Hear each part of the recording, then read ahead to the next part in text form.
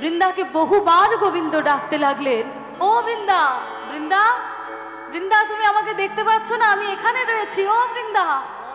বহুবার গোবিন্দ বৃন্দাকে ডাকলেন, কিন্তু বৃন্দা গোবিন্দের ডাক শুনতে পেয়েও না শোনার ভান করে সোজা চলে যেতে লাগলেন।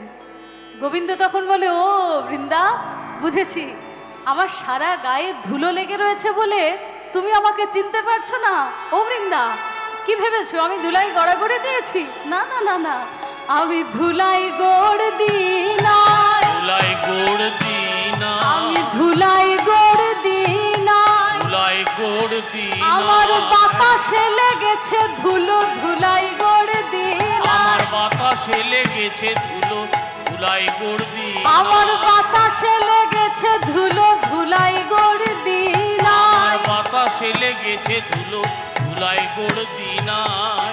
ও বৃন্দা, আসলে এখানে খুব জোরে জোরে হাওয়া দিচ্ছিল তো, সেজন্য হাওয়াতে সব ধুলোগুলো উড়ে উড়ে এসে আমার গায়ে লেগে গেছে। আমি ধুলাই গড়াগড়ি দিইনি। বৃন্দা, আমাকে চিনতে পারছো না? ও বৃন্দা।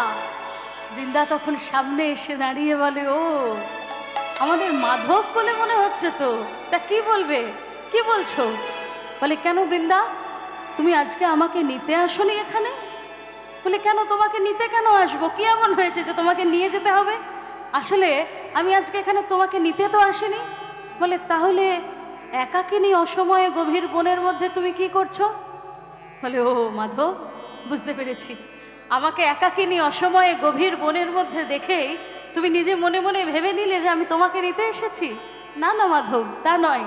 আজকে আমাদের রাধারানী দিবাকর আরাধনার আয়োজন করেছেন, সূর্য পূজা করবেন তিনি, সেই জন্য প্রত্যেক সখীকে তিনি একটি একটি করে কাজ ভাগ করে দিয়েছেন।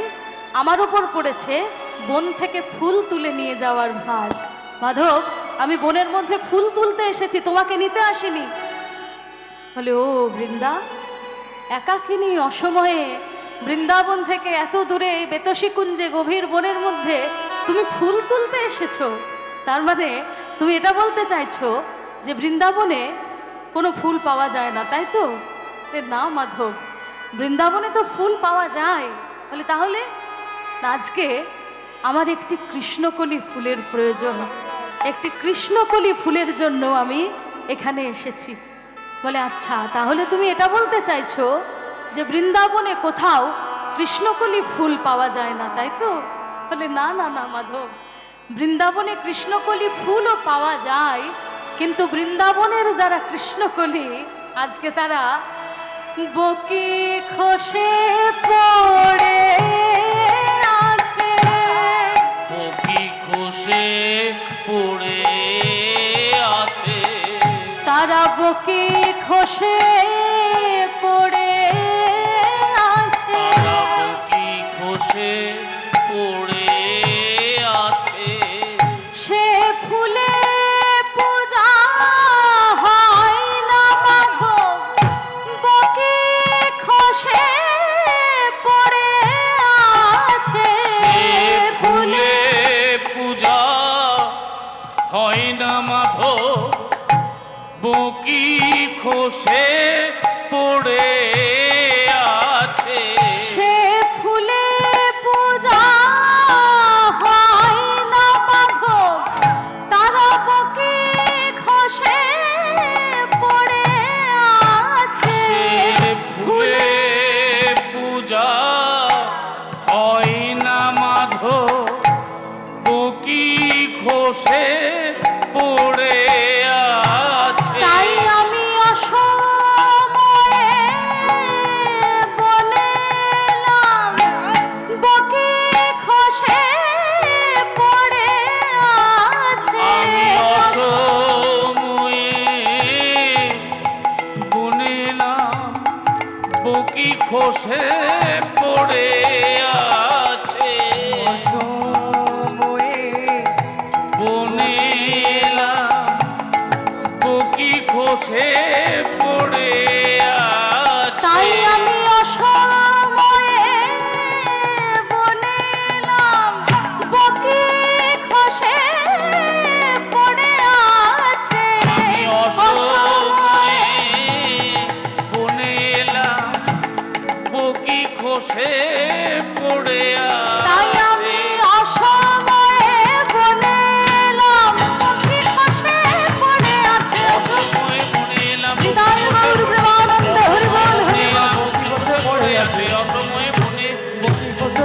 আছে, বকি খসে পড়ে আছে। বকি খসে পড়ে আছে। মাধব, তোমার যা বলবার আছে তুমি তাড়াতাড়ি আমাকে বলো, তা না হলে আমার যদি আবার দেখে যে ওখানে ফিরতে যদি আমার দেরি হয়, আর রাধারানী যদি কোনো সখীকে পাঠিয়ে দেয় যে দেখ তো বৃন্দার কেন ফিরতে দেরি হচ্ছে, আর সেই সখী যদি এসে দেখে যে এখানে বেতশিকুঞ্জে দাঁড়িয়ে দাঁড়িয়ে তোমার সাথে কথা বলছি বলে আমার ফিরতে দেরি হচ্ছে, তাহলে আজকে আমার অবস্থাও তোমার মতো হবে। আমাকেও রাধে দয়া করো, রাধে দয়া করো বলে ধুলায় গড়াগড়ি দিয়ে কাঁদতে হবে। গোবিন্দ, যা বলবার তুমি তাড়াতাড়ি বলো। বলে বৃন্দা, সবই তো জানো বৃন্দা, তুমি সবই বোঝো, দয়া করে শুধু একবার তুমি আমাকে রাধা দর্শন করিয়ে দাও বৃন্দা। বৃন্দা বলে মাধব, রাধা দর্শন যে প্রকারের মান আমি কুঞ্জে দেখে এলাম, কুঞ্জের ডালে বসে কাকও যদি কা কা করে ডাকে তো কয়ে কৃষ্ণ হয় বলে রাধারানী কাকের কা রবটুকুও শোনেন না। আর তুমি বলছো রাধা দর্শন, তবে তুমি যদি একটা কাজ করতে পারো তাহলে আমি চেষ্টা করে দেখতে পারি। কি কাজ?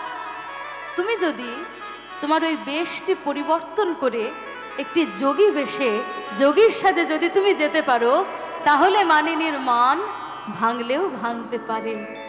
বৃন্দা, রাধারানীর জন্য আমাকে যোগী সাজতে হবে এটা কোনো বড় কথা? রাধার জন্য তো আমি সব কিছু করতে পারি। আমি গোলক ত্যাগ করে আজকে গোকুলে এসে বসবাস করছি রাধারানীর জন্য, আর একটা যোগী বেশ আমাকে ধরতে হবে এটা কোনো বড় কথা? তুমি বলো যে যোগী যে সাজবো তার জন্য যোগী বেশ পাবো কোথায়, আর কেই বা আমাকে যোগী সাজিয়ে দেবে? বলে যোগী বেশ তো তোমাকে যোগীশ্বর অর্থাৎ মহাদেবের আরাধনা করে তাকে সন্তুষ্ট করে তার থেকেই তোমাকে যোগী বেশ নিতে হবে, আর তোমাকে যোগী আমি নিজে হাতে তোমাকে যোগী সাজিয়ে দেব। বলে তাহলে যোগীশ্বরের আরাধনা যে করব, মহাদেবের আরাধনার প্রধান উপকরণই তো হচ্ছে বিল্লপত্র অর্থাৎ বেলপাতা। আর আমরা এখন যেখানে রয়েছি এটা বেতশিকুঞ্জ, বেতের বন। তাহলে বেতের বনের মধ্যে বসে বিল্লপত্র পাবো কোথায়? তুমি একটা কাজ করো বৃন্দা, তুমি খুঁজে নিয়ে এসো, আমি ততক্ষণে পূজা আরম্ভ করি। এই বলে বৃন্দাকে পাঠিয়ে দিয়ে গোবিন্দ কি করলেন? যমুনার কূলে বসে যমুনারই জল দল দিয়ে, শ্যাওলা দল দিয়ে গোবিন্দ যোগীশ্বরের আরাধনা করতে আরম্ভ করলেন। ওম ধৈর্য নিত্যং মহেশম রজত গিরিনিভম চারুচন্দ্রবতম সম রত্নাকল্পজ্বলঙ্গম परशुमृगवराभितिहस्तं प्रसन्नं पद्मासिनं समं तात् स्तूतममरगणैर्व्यघ्रकृतिं वसानं विश्वदं विश्वबीजं निखिलभयहरं पञ्चवक्त्रं त्रिनेत्रं ॐ नमः शिवाय शान्ताय करणत्रयहितवे निवेदयामि च आत्मानं त्वं गति परमेश्वरः।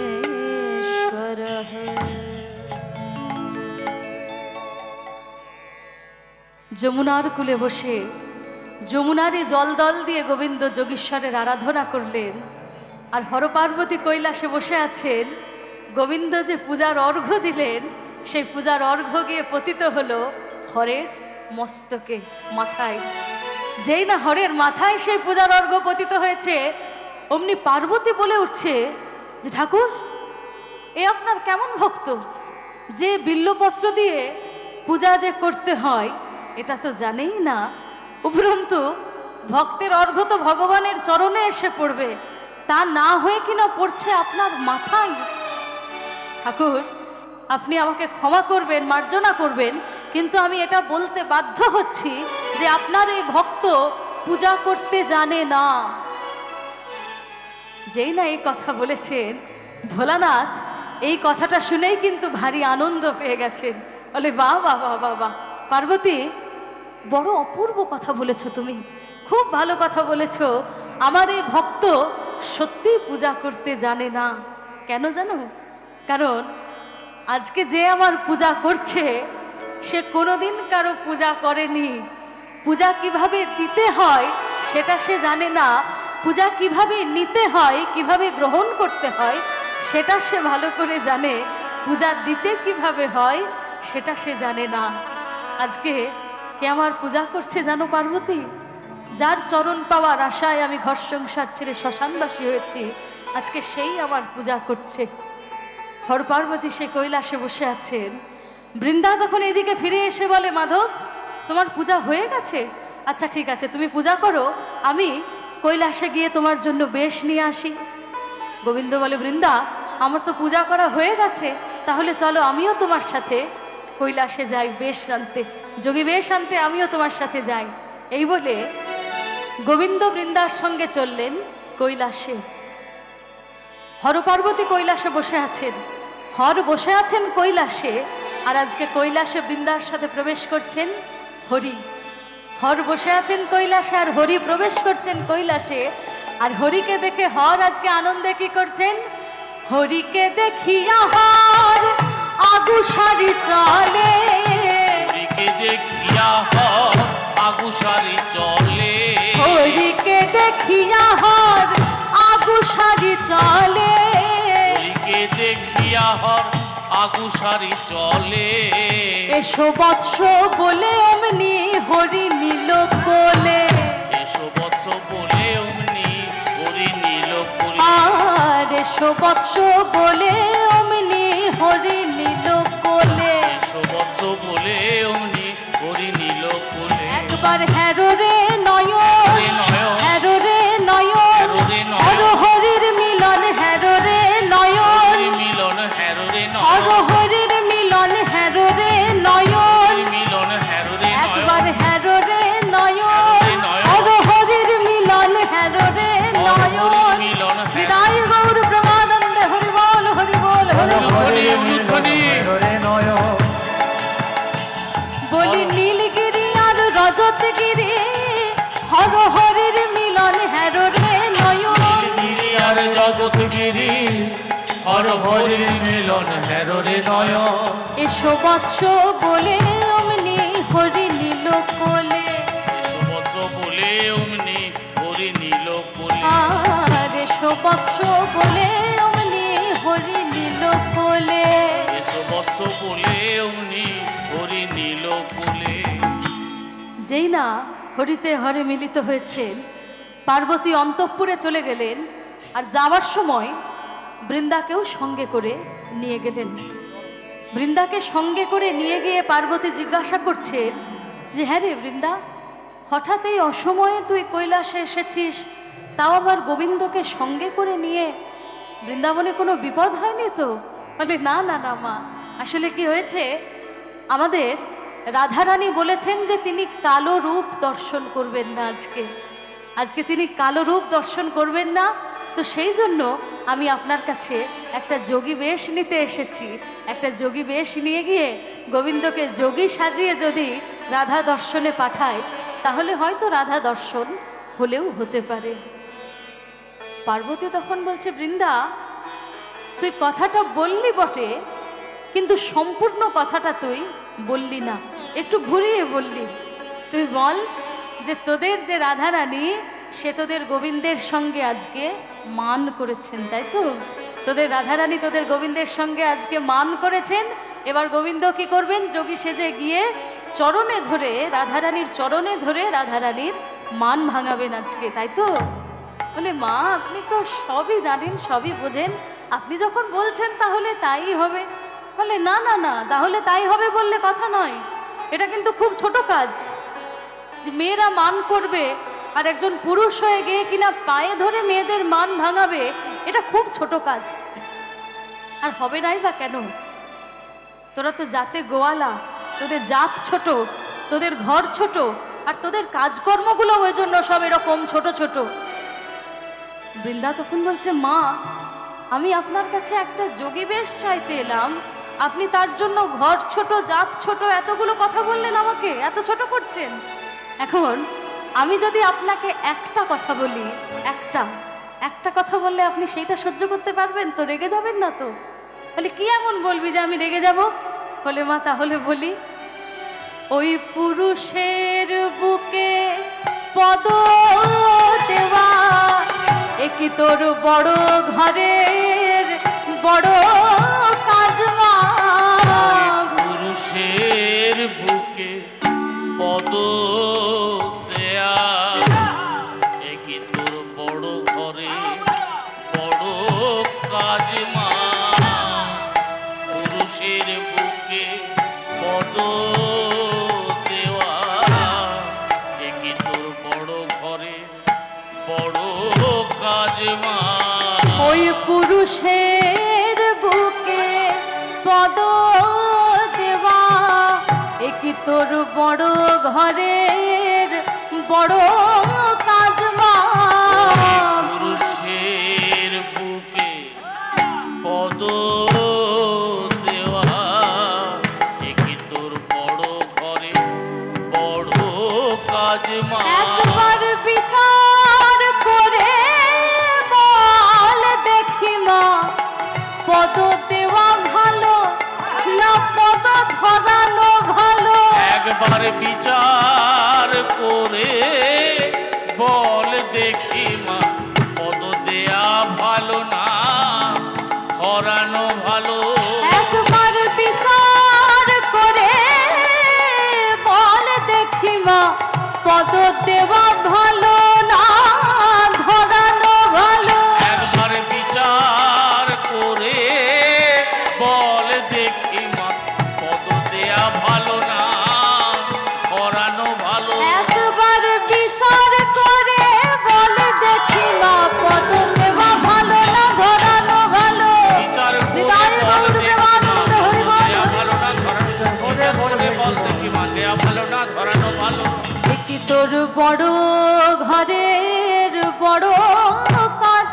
মা বড় ঘরের বড় কাজ মা যেই না এই কথা বলেছেন বৃন্দা বলে থাক থাক থাক বৃন্দা তোকে আর কিছু বলতে হবে না এই নে যোগী বেশ নিয়ে গোবিন্দকে নিয়ে তুই এখন যা বৃন্দা যোগী বেশ নিয়ে আর গোবিন্দকে সঙ্গে করে নিয়ে একটি গভীর বনের মধ্যে প্রবেশ করলেন আর গভীর বনের মধ্যে প্রবেশ করে আজকে বৃন্দা নিজে হাতে গোবিন্দকে যোগী সাজিয়ে দিতে আরম্ভ করলেন যোগী সাজাতে গিয়ে গোবিন্দের মাথার থেকে মোহন চূড়াটি খুলে দিয়ে চাচর কেশে ভালো করে আঠা ঘষে জটা তৈরি করলেন সারা অঙ্গে বিভূতি অর্থাৎ ভস্য লেপন করে দিলেন হাড়ের মালা পরিয়ে দিলেন কণ্ঠে ডম্বুর ত্রিশূল সমস্ত যথাস্থানে দিয়ে একটি অপূর্ব সুন্দর নবযোগীতে পরিণত করলেন গোবিন্দকে বৃন্দা গোবিন্দ যোগী সাজা হয়ে যাওয়ার পর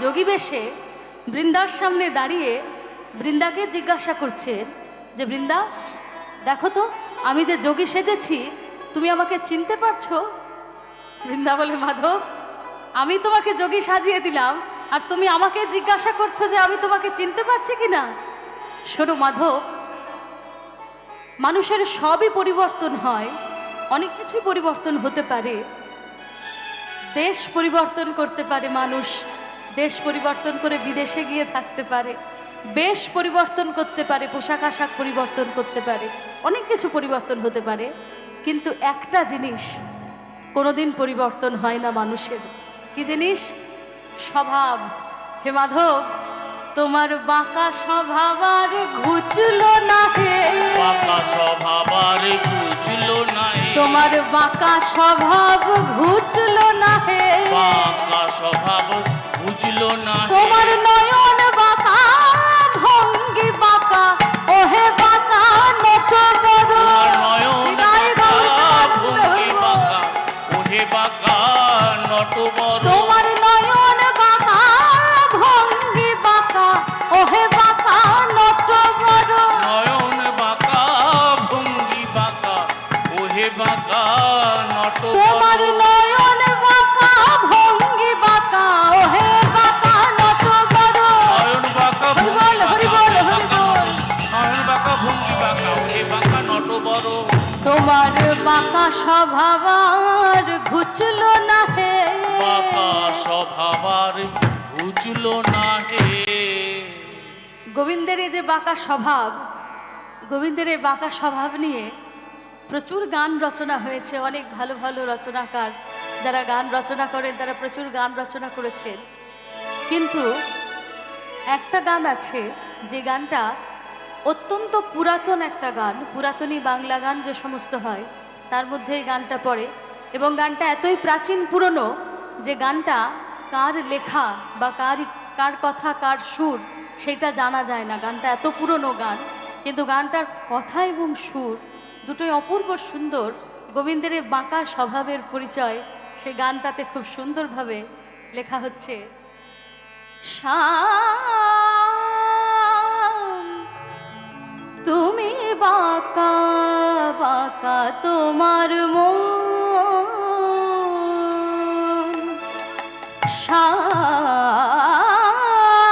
শ্যাম তুমি বাঁকা বাঁকা তোমার মন,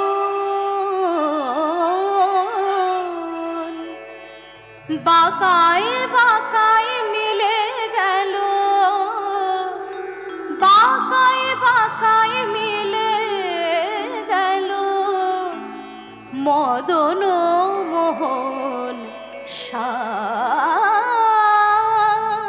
তুমি বাঁকা বাঁকা তোমার মন, বাঁকা তোমার সিথি বাঁকা, আর বাঁকা তোমার শিখি পাখা, বাঁকা তোমার সিথি পাখা, বাঁকা তোমার শিখি পাখা, বাঁকা তোমার ভঙ্গি বাঁকা, বাঁকা তোমার ভঙ্গি বাঁকা, বাঁকা শ্রীচরণ। শ্যাম গো তুমি বাঁকা বাঁকা তোমার মন, বাঁকায় বাঁকায় মিলে গেল মদন মোহন। শ্যাম তুমি বাঁকা বাঁকা তোমার মন। গোবিন্দের যে বাঁকা রূপ বাঁকা স্বভাব, যতই যোগী বেশে এসে দাঁড়াক সে বাঁকা স্বভাব গোবিন্দের ঘুচবার নয়। গোবিন্দ বলে, বৃন্দা তাহলে তুমি যদি আমাকে চিনতে পেরে যাও, রাধারানীর সামনে গিয়ে দাঁড়ালে রায়ও তো আমাকে চিনে ফেলতে পারে, তাহলে যে এত কষ্ট করে যোগী বেশ নিয়ে এলে, যোগী সাজলাম, সমস্ত আয়োজন পণ্ড হয়ে যাবে। আচ্ছা তাহলে আমি একটা কাজ করি, আমি আমার এই যোগী বেশটা একটু পরীক্ষা করিয়ে নিই। মাধব যোগী বেশ পরীক্ষা কোথায় করাবে? বলে কেন? আমার মায়ের কাছে। আমার মা যদি আমাকে যোগী বেশে দেখে চিনতে না পারে তাহলে আমি ধরে নেব যে পৃথিবীর কেউ আমাকে আর যোগী বেশে দেখে চিনতে পারবে না। বৃন্দা তুমি যাও, আমি যোগী বেশটা একটু পরীক্ষা করিয়ে নিয়ে আসছি। এই বলে বৃন্দাকে পাঠিয়ে দিয়ে এত কহি নবযোগী গমন করিলা, এত কহি নবযোগী গমন করিলা, এত কহি নবযোগী গমন করিলা, এত কহি নবযোগী গমন করিলা, যশোদার দ্বারে সে উপনীত হইলা, যশোদার দ্বারে সে উপনীত হইলা, আর যশোদার দ্বারে সে উপনীত হইলা, যশোদার দ্বারে সে উপনীত হইলা, মুখে হরি হর নাম ডাকে উচ্চ স্বরে, মুখে হরিহর নাম ডাকে উচ্চ স্বরে, মুখে হরি হর নাম ডাকে উচ্চ স্বরে, মুখে হরিহর নাম ডাকে উচ্চ স্বরে, যশোদা শুনিতে পেল থেকে অন্তঃপুরে, যশোদা শুনিতে পেল থেকে অন্তঃপুরে, আর যশোদা শুনিতে পেল থেকে অন্তঃপুরে, যশোদা শুনিতে পেল থেকে অন্তঃপুরে। হরিহর বলে মা যশোদার দ্বারে এসে দাঁড়ালেন নবযোগী।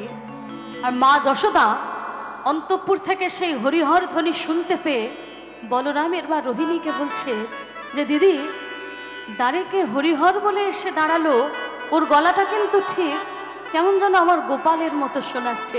আমি একবার দ্বারের সামনে গিয়ে দেখে আসি যে অসময়ে কে আবার হরিহর বলে এসে দাঁড়ালো। এই বলে মা যশোদা দরজার সামনে এসে দাঁড়ালেন। আর দ্বারের সামনে এসে দাঁড়াতেই দেখেন একটি অপূর্ব সুন্দর নবযোগী মায়ের দ্বারের সামনে দাঁড়িয়ে। কিন্তু মা তাকে দেখে আজকে চিনতেও পারলেন না যে তারই গোপাল আজকে নবযোগী সেজে তারই দ্বারের সামনে দাঁড়িয়ে। কিন্তু মায়ের মন তো একটি সেই গোপালেরই বয়সী একটি ছেলেকে এইভাবে দাঁড়ে দাঁড়িয়ে ঘুরে ঘুরে ভিক্ষা করতে দেখে মা তখন যোগীবরকে বলছে, ও বাপ যোগীবর, কোথায় তোমার ঘর, কে বা তোমার মাতা পিতা? ও বাপ যোগী বর, কোথায় তোমার ঘর, কে বা তোমার মাতা পিতা? ও বাপ যোগীবর, কোথায় তোমার ঘর, কে বা তোমার মাতা পিতা? ও বাপ যোগী বর, কোথায় তোমার ঘর, কে বা তোমার মাতা পিতা? তুমি এ নবীন বয়সে যোগীর বেশে, তুমি এ নবীন বয়সে এ যোগীর বেশে, আহা কি কাজে এসেছো হেথা, কি কাজে এসেছো হেথা? তুমি এ নবীন বয়সে এ যোগীর বেশে, কি কাজে এসেছো হেথা, কি কাজে এসেছো হেথা? আমি বুঝলাম তোর মা নাই গোপাল, আমি বুঝলাম তোর মা নাই গোপাল, আমি বুঝলাম তোর মা নাই আমি গোপাল। বুঝলাম তোর মা নাই গোপাল। মা থাকলে বিদায় দিত না রে, বুঝলাম তোর মা নাই মা গোপাল। থাকলে বিদায় দিত না রে, বুঝলাম তোর মা নাই মা গোপাল। থাকলে বিদায় দিত না রে, বুঝলাম তোর মা নাই মা গোপাল। থাকলে বিদায় দিত না রে, বুঝলাম তোর মা নাই গোপাল। বাবা যোগীবর, তোর পিতা মাতা নিশ্চয়ই কেউ জীবিত নেই না রে? হ্যাঁ রে বাবা, পিতামাতা জীবিত থাকলে কখনো একটি অল্প বয়সী এই বয়সী ছেলেকে দাঁড়ে দাঁড়ে ভিক্ষা করতে দেখতে পারে? তা বাবা যোগীবর, তোর নিবাস কোথায় রে, তুই থাকিস কোথায়? যোগীবর তখন মাকে বলছেন যে মা, যে ঘর সংসার ছেড়ে সন্ন্যাসী হয়ে গেছে তার আবার নিবাস, তবে আমার পূর্ব নিবাস যেটা ছিল সেই পরিচয় আমি আপনাকে দিতে পারি। গোপাল নিজের মায়ের কাছে আজকে নিজেরই পরিচয় দিচ্ছে, মিথ্যা কথা তো মায়ের সামনে বলতে পারবেন না। নিজের পরিচয় মায়ের কাছে বলছেন অন্য রকমভাবে ঘুরিয়ে, মাকে বলছেন তিনি পরিচয় যে মা, আমি মথুরা নিবাসী, আমার নাম কালো শশী, আমি থাকি যে বনের ভিতরে। আমি মথুরা নিবাসী, নাম কালো শশী, থাকি যে বনের ভিতরে। আমি মথুরা নিবাসী, নাম কালো শশী, থাকি যে বনের ভিতরে। মথুরা নিবাসী, নাম কালো শশী, থাকি যে বনের ভিতরে। আমার পিতা মাতা সব বেঁচে আছে, পিতা মাতা সব বেঁচে আছে, ওই মথুরায় সব বেঁচে আছে। ওই মথুরায় সব বেঁচে আছে। কংস রাজার কারাগারে মথুরায় সব বেঁচে আছে। বংশ রাজার কারাগারে মথুরায় সব বেঁচে আছে। কংস রাজার কারাগারে মথুরায় সব বেঁচে আছে। বংশ রাজার কারাগারে মথুরায় সব বেঁচে আছে। মা, আমার পিতা মাতা সবাই জীবিত আছেন, কিন্তু বর্তমানে যিনি মথুরার রাজা কংস, অত্যন্ত অত্যাচারী রাজা, তিনি আমার পিতামাতাকে বন্দি করে রেখেছেন। ক্ষুধায় খাবার চাইলে বেত্রাঘাত করে, পিপাসায় জল চাইলে মুখের সামনে আগুন এনে ধরে। মা তখন বলছে, বাবা যোগীবর, তোর পিতামাতা যদি কংসের কারাগারে বন্দি, তাহলে তুই বাবা এত বড় হলি কি করে? তোকে কে এত বড় করলো? তোকে কে মানুষ করলো? যোগীবর তখন মাকে বলছেন যে মা, আমি ভূমিষ্ঠ হবার পরেই আমাকে আমার পিতা পরের ঘরে রেখে এসেছিল, আর সেই দিন থেকেই আমি পরের মাকে মা বলি গো। পরের মাকে মা বলি গো। আমি পরের মাকে মা বলি গো। আমি পরের মাকে মা বলি গো। বনে বনে ঘুরে বেড়াই, খাবার লাগে কেবল মা বলি গো। বনে বনে ঘুরে বেড়াই, আবার লাগি মা বলি গো। আর বনে বনে ঘুরে বেড়াই, খাবার লাগে মা বলি গো। বনে বনে ঘুরে বেড়াই, খাবার লাগি মা বলি গো। মা তখন বলছে, বাবা যোগীবর, তাহলে ভালোই হয়েছে, আজকে তুই যখন আমার কাছে এসেই পড়েছিস, তুই আমার কাছেই আজ থেকে থেকে যা। আমার একটি ছিল, দুটি হবে। একদিন গোপাল গোষ্ঠে যাবে, তুই ঘরে থাকবি, আর যেদিনে তুই গোষ্ঠে যাবি সেদিন গোপাল ঘরে থাকবে, আর তোরা দুজনে মিলে আমাকে সারাদিন মা বলে ডাকবি। সারাদিন মা বলে ডাক, আমায় সারাদিন মা বলে ডাকবি। সারাদিন মা বলে ডাক। শাড়ির অঞ্চল ধরে নেচে নেচে বলি মা গো ননি দে দে বলে। অঞ্চল ধরে নেচে নেচে বলি মা গো ননি দে দে বলে। শাড়ির অঞ্চল ধরে নেচে নেচে বলি মা গো ননি দে দে বলে। অঞ্চল ধরে নেচে নেচে বলি মা গো ননি দে দে বলে। সারাদিন মা বলে ডাকবি। সারাদিন মা বলে আমায় ডাক, সারাদিন মা বলে ডাকবি। সারাদিন মা বলে ডাকবি। যোগীবর দেখছে যে মা তো তাহলে এবার আমাকে সত্যিকারেরই যোগী ভেবে নিয়েছে। এবার সত্যিকারের যোগী ভ্রমে মা যদি আমাকে বাড়িতে রাখে, আর কোনোভাবে যদি মা আমার প্রসাদ পেয়ে যায়, বাৎসল্য প্রেম নষ্ট হয়ে যাবে। যোগীবর তখন মায়ের কাছে শুরু করলেন মিথ্যা গল্প। বলে, মা, আপনি আমাকে রাখতে পারেন আপনার কাছে, কিন্তু একটু বুঝে শুনে আপনাকে রাখতে হবে। বলে, কেন? তোর মতন একজন নবীন যোগীবরকে, একটি বাচ্চা ছেলে তুই, তোকে বাড়িতে রাখার জন্য আমাকে আবার একটু বুঝে শুনে রাখতে হবে কেন? না বলে যে মা, সেটা কথা নয়, আসলে আমাদের বাড়িতেও একদিন আমার মতোই একটি যোগীবর এসেছিল, আর আমার মাও বেশ আপনার মতোই তাকে বেশ আদর যত্ন করে বাড়িতে রেখেছে। আর সেই যোগীবরের প্রসাদ আমি যেই না পেয়েছি, অমনি আমার মধ্যে কি যে হয়ে গেল, হর হর মহাদেব বলে আমি ঘর ছেড়ে সন্ন্যাসী হয়ে বেরিয়ে পড়লাম। মা তখন বলছে, কি যোগীবরের প্রসাদ পাওয়া মাত্রই তুইও যোগী হয়ে বাড়ি ছাড়া হয়ে গেছিস? মা তখন মনে মনে চিন্তা করছেন যে তাহলে কোনোভাবে আমার গোপাল যদি এই যোগীবরের প্রসাদ পেয়ে যায়, আমার গোপালও তাহলে সন্ন্যাসী হয়ে বাড়ি ছাড়া হয়ে যাবে, আমি গোপাল হারা হয়ে যাব। না না না না বাবা যোগীবর, তাহলে তোকে আমার কাছে থাকতে হবে না। তবে আজকে তুই যখন আমার কাছে এসেই পড়েছিস, তুই কিছু সেবা করে যা আমার কাছে। বলে, মা, আমি সেবা করতে পারি, কিন্তু সেবার একটি শর্ত আছে। কি শর্ত?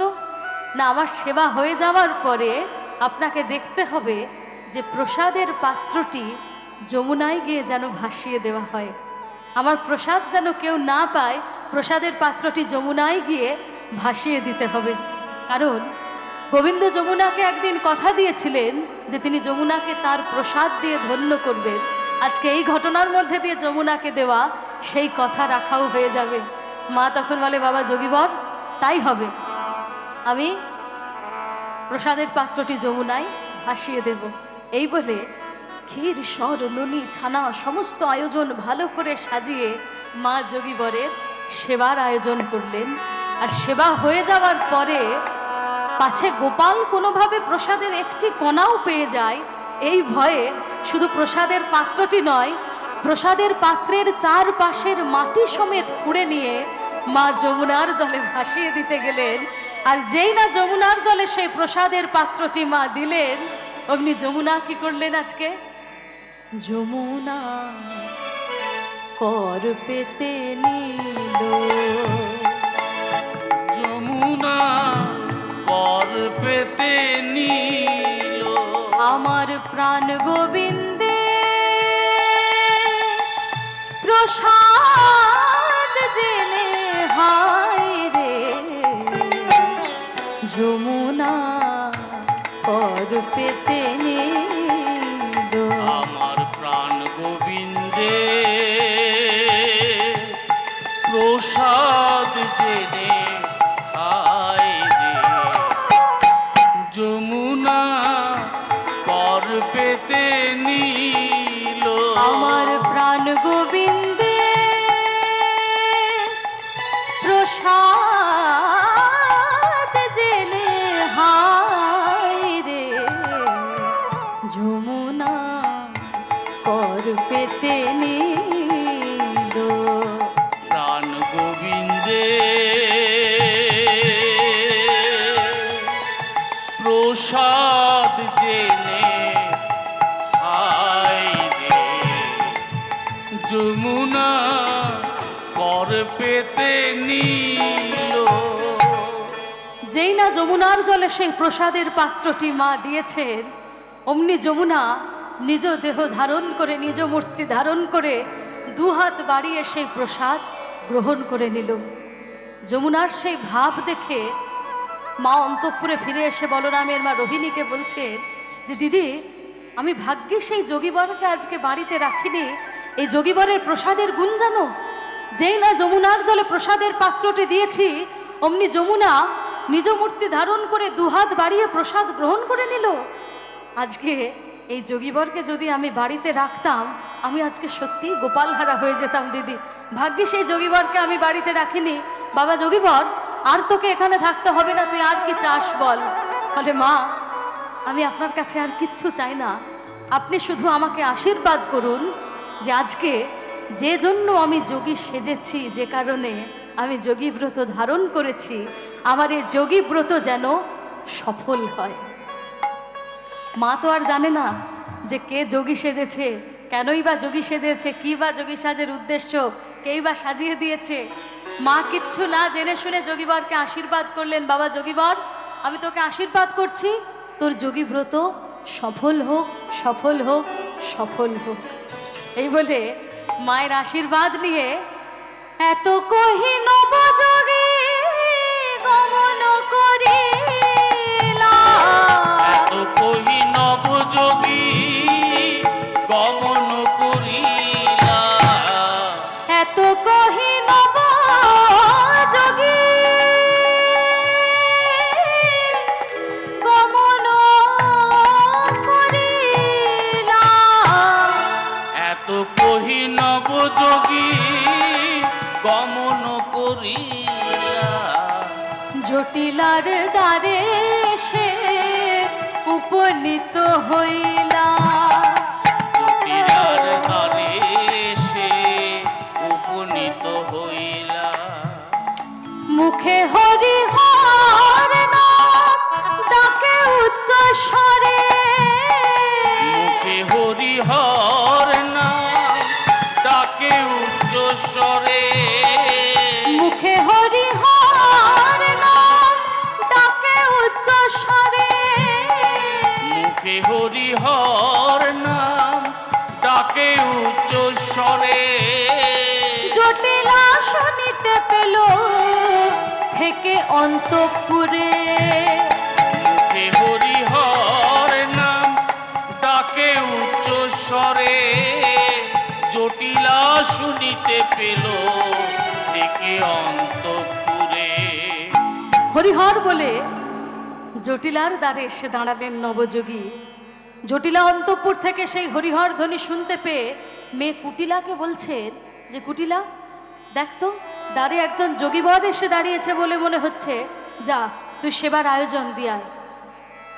কুটিলা তখন ভাবছে যে রোজই তো এমন কত শত যোগীবর, কত শত ভিক্ষার্থী আসে, কিন্তু কুটিলা তো আর জানে না যে আজকে যোগী বেশে কে এসে দাঁড়িয়েছে দ্বারের সামনে।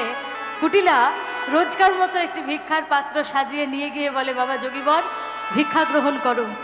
কিন্তু সেই যোগীবর কুটিলার থেকে ভিক্ষাও গ্রহণ করলেন না, আর কুটিলার সাথে একটিও কথাও বললেন না।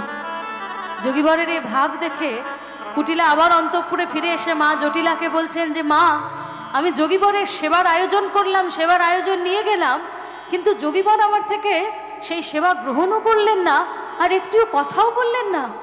আচ্ছা, কথা না বলতে পারে, কারণ অনেক যোগীদের অনেক সময় মৌনব্রত থাকে, কিন্তু সেবা গ্রহণ করলেন না কেন? জটিলা তখন বলছে, কুটিলা আমার কি মনে হচ্ছে জানিস, এই যোগীবর সবার মনের কথা বুঝতে পারে। এই যে আজকে তুই ভিক্ষার পাত্রটি নিয়ে গেছিলি, আমার মনে হচ্ছে তোর মনের মধ্যে ভক্তি শ্রদ্ধা ঠিকঠাক ছিল না, সেটা যোগীবর বুঝতে পেরে গেছে, সেই জন্য তোর থেকে সেবার আয়োজনটা গ্রহণ করেনি। তুই ছাড়, আমাকে দে, আমি গিয়ে দিয়ে আসছি। এই বলে জটিলা বেশ ভালো করে ভিক্ষার পাত্রটি সাজিয়ে নিয়েছেন। আজকে সাজিয়ে নিয়ে গিয়ে যোগীবরের সামনে গিয়ে বলে, বাবা যোগীবর ভিক্ষা গ্রহণ করো।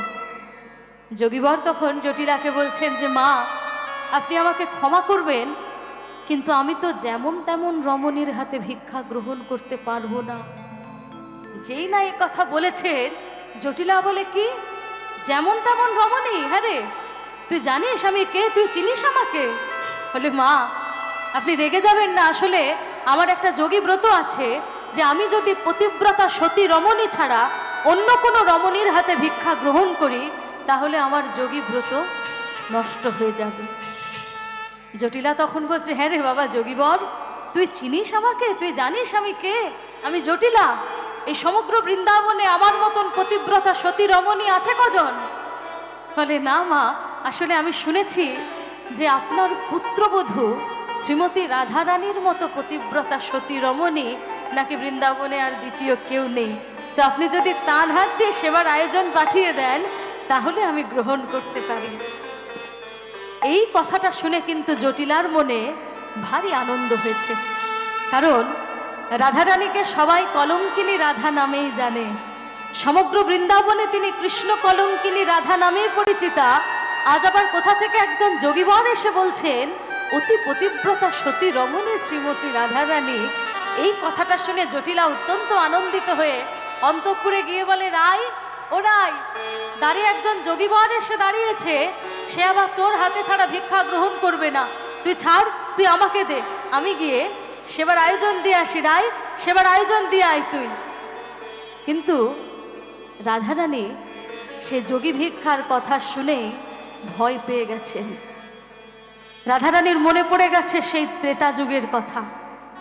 ত্রেতা যুগে সীতামা এক যোগীবরকে ভিক্ষা দিতে গেলেন, আর সেই যোগীবরই সীতামাকে হরণ করে নিয়ে চলে গেলেন। এই কথা মনে পড়ে যেতেই রাধারানী তখন মা জটিলাকে বলছেন যে, মা বলো না মা, মা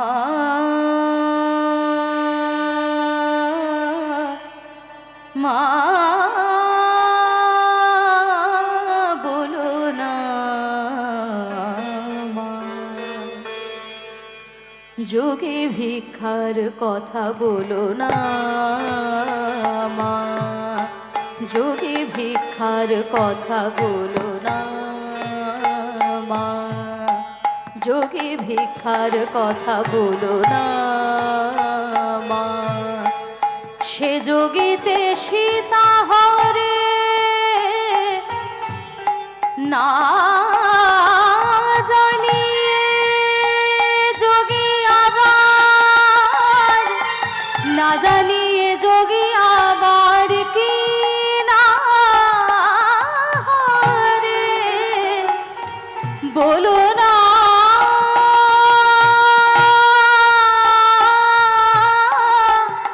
বলো না মা, বলো না যোগী ভিক্ষার কথা বলো না মা, যোগী ভিক্ষার কথা বলো না।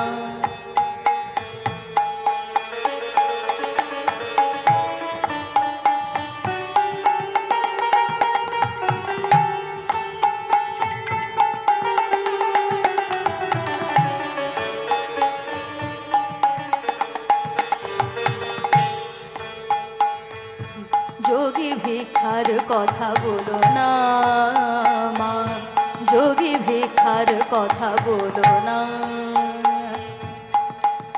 গরে গামা নি দা পাদা নি সা নি সা রে গামা রে সা নি দা পা মা গরে সা নি সা, যোগী ভিক্ষার কথা বলো না। রে রে গা রে গা মা বা গা নি দা পা পা দা মা মা বা গা মা পা দা নি সা নি দা পা মা গা রে নি দা পা মা গা মা পা দা নি সা দা দা নি সা রে গা মা মা গা রে সা নি দা পা মা গা রে সা নি সা, যোগী ভিক্ষার কথা বলো না। গা মা মা গা রে সা গা মা রে মা মা গা রে সা গা গা মা রে রে গা রে মা মা গা রে সা গা মা রে বা পা মা গা রে গা মা মা গা রে সা রে নি নি দা নি নি পা দা মা পা গা মা পা দা নি সা দা নি সা রে গা মা পা গা মা পা দা নি মা মা গা রে সা নি দা পা মা গা রে সা রে নি সা রে গা মা পা দা নি সা, যোগী ভিক্ষার কথা বলো না। যোগী ভিক্ষার কথা বলো না মা, যোগী ভিক্ষার কথা বলো না। গগরে গগরে গগরে গা মা গা মা নি দা পা দা নি দা নি সা রে গা মা পা গা রে সা রে নি সা রে গা মা পা গা মা গা রে সা রে নি রে সা রে নি সা দা নি পা দা মা পা গা মা রে গা সা রে নি সা, কথা বলো না মা, যোগী ভিক্ষার কথা বলো না। রে রে গা রে গা রে গা রে গা মা গা গা মা গা নি দা নি পা দা মা পা গা মা পা দা নি দা পা মা গা রে সা সা নি সা রে গা মা পা গা রে সা রে নি সা রে গা মা পা গা মা গা রে সা রে নি রে সা রে নি সা দা নি দা নি দা পা দা পা নি দা নি মা পা মা দা পা দা গা মা পা রে গা রে মা গা মা সা রে গা মা পা দা নি দা নি দা পা মা গা রে সা, যোগী ভিক্ষার কথা বলো না। মা গা মা পা গা মা গা রে সা মা গা মা পা গা মা গা রে সা মা মা মা গা মা গা রে সা মা মা মা গা মা গা রে সা মা মা মা গা মা গা রে সা বা বা বা মা মা মা মা গা মা গা রে সা বা বা বা গা গা নি নি পা পা দা মা মা পা পা গা মা পা দা নি দা নি সা রে গা মা পা গা রে সা সা রে গা মা পা গা রে মা মা রে মা গা রে সা দা নি দা পা মা গা রে সা রে নি সা রে গা মা পা দা নি সা, কথা বলো না মা, যোগী ভিক্ষার কথা বলো না। মামা গা মামা গা মামা গা মামা গা মামা গা গা রে বাবা রে বাবা বাবা গা মামা দা নি দা নি নি দা নি সা রে গা মা গা মা গা রে সা সা রে গা মা গা মা গা রে সা সা রে গা মা গা রে সা সা নি দা মা গা রে সা, যোগী ভিক্ষার কথা বলো না মা, যোগী ভিক্ষার কথা বলো না, বলো না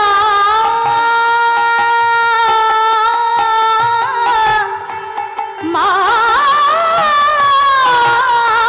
বলো না বলো না বলো না বলো না মা, যোগী ভিক্ষার কথা বলো না, কথা বলো না, কথা বলো না মা। যেই না রাধারানী জটিলাকে বলেছেন যে মা আমাকে যোগী ভিক্ষার কথা বলো না, সে যোগীতে সীতামাকে হরণ করে নিয়ে চলে গেছিল, না জানি আজকে আবার এই যোগীবর কি হরণ করতে এসেছে। জটিলা তখন রাধারানীকে বলছে, রাই আমি নিজে গিয়ে দেখে এসেছি এই যোগীবর অত্যন্ত জিতেন্দ্রীয় অন্তর্যামী যোগীবর, তুই নির্ভয়ে গিয়ে সেবার আয়োজন দিয়ে আয়। রাধারানী তখন ভিক্ষার পাত্রটি ভালো করে সাজিয়ে নিয়ে গিয়ে যোগীবরকে বলে, বাবা যোগীবর তুমি তো আমার শাশুড়ি ননদ সবাইকে ফিরিয়ে দিয়েছ, এখন আমি তোমার জন্য ভিক্ষা নিয়ে এসেছি, বাবা যোগীবর গ্রহণ করো। যোগীবর তখন রাধারানীকে বলে, রাই কি ভিক্ষা নিয়ে এসেছো তুমি আজকে আমার জন্য? দধি দুগ্ধ ছানা মাখন ফল মূল এসব? রায় আজকে আমি এসব ভিক্ষা গ্রহণ করব বলে তো তোমার দরজার সামনে এসে দাঁড়াইনি রায়। বলে, শ্যাম এছাড়া তো আর তোমাকে দেওয়ার মতো আমার কাছে আর কিচ্ছু নেই, আমার নিজের বলতে যা কিছু ছিল আমি সমস্ত কিছু গোকুলপতি শ্রীকৃষ্ণচন্দ্রের চরণে সমর্পণ করে দিয়েছি। তবে আমি তো শুনলাম তুমি অন্তর্যামী জিতেন্দ্রীয় যোগীবর, তুমি যদি বলে দিতে পারো যে আমি আমার গোবিন্দকে আমার কৃষ্ণচন্দ্রকে আমি কি দিতে পারিনি, আমি কথা দিচ্ছি সেই জিনিস আমি তোমায় দেব। যোগীবর তখন রাধারানীকে বলছেন, শোনো গো শ্রীমতী শ্রীকৃষ্ণের প্রতি তোমার দারুণ মান, শ্রীমতী শ্রীকৃষ্ণের তোমার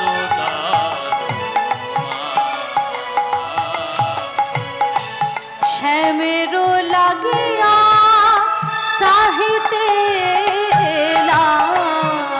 মেরো লাগিয়া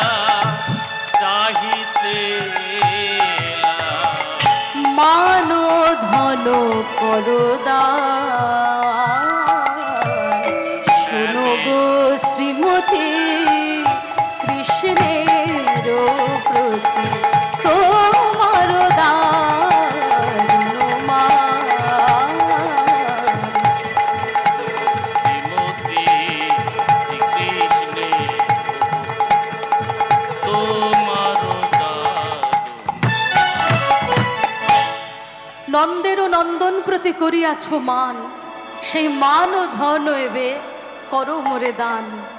হঠাৎ এক যোগীবরের মুখ থেকে এই কথা শুনে আর যোগীবরের সামনে এসে দাঁড়াতেই যোগীবরের গায়ে কৃষ্ণ কৃষ্ণ গন্ধ পেয়ে রাধারানী বুঝে গেলেন যে আজকে তারই বধূ নবযোগী সেজে তারই দরজার সামনে দাঁড়িয়ে।